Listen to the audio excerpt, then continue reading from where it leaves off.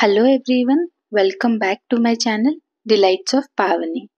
ఈరోజు మనం చాలా తక్కువ ఇంగ్రీడియంట్స్తో ఎక్కువ రుచిని ఇచ్చే దొండకాయ పచ్చడిని తయారు చేసుకుందాం.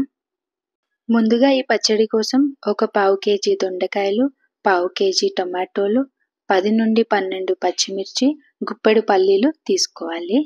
ఇప్పుడు వీడియోలో చూపించిన విధంగా టమాటాలు, దొండకాయలు అలాగే పచ్చిమిర్చిని కూడా కట్ చేసుకొని వీటి అన్నిటిని ఒక కుక్కర్లో వేసుకోవాలి.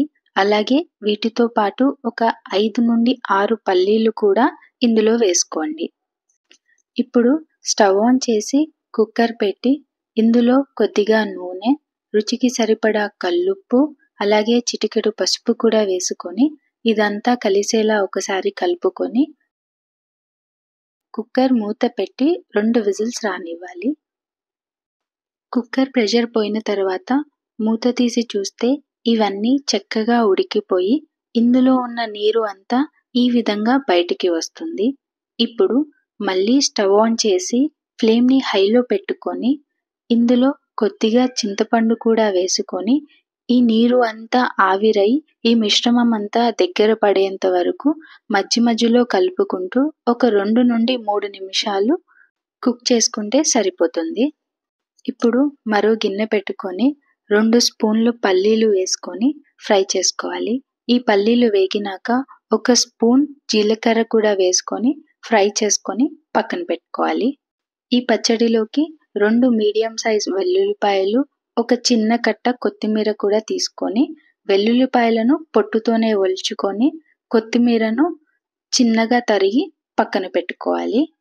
ఇప్పుడు మిక్సీ జార్ తీసుకొని ముందుగా మనం వేయించుకున్న పల్లీలు, జీలకర్ర అలాగే వెల్లుల్లిపాయలను కూడా వేసుకొని ఈ విధంగా గ్రైండ్ చేసుకొని పెట్టుకోవాలి.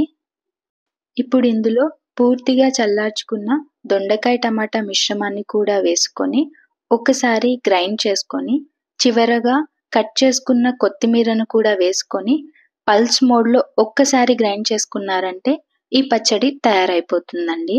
ఇలా తయారు చేసుకున్న ఈ పచ్చడిని ఒక గిన్నెలోకి తీసుకొని ఇందులోకి పోపు వేసుకోవాలి. ఇప్పుడు పోపు కోసం ఒక గిన్నె పెట్టుకొని 2 గరిటెలు నూనె వేసుకొని 2 ఎండుమిర్చి, కొద్దిగా ఆవాలు, మినపప్పు, పచ్చెనగపప్పు, కొంచెం జీలకర్ర వేసుకొని ఇదంతా వేగినాక 2 రెమ్మలు కరివేపాకు, కొద్దిగా ఇంగువ వేసుకొని ఒకసారి కలుపుకొని మనం ముందుగా గ్రైండ్ చేసుకున్న పచ్చడిలోకి వేసుకున్నామంటే ఎంతో టేస్టీగా ఉండే దొండకాయ పచ్చడి రెడీ అయిపోతుందండి.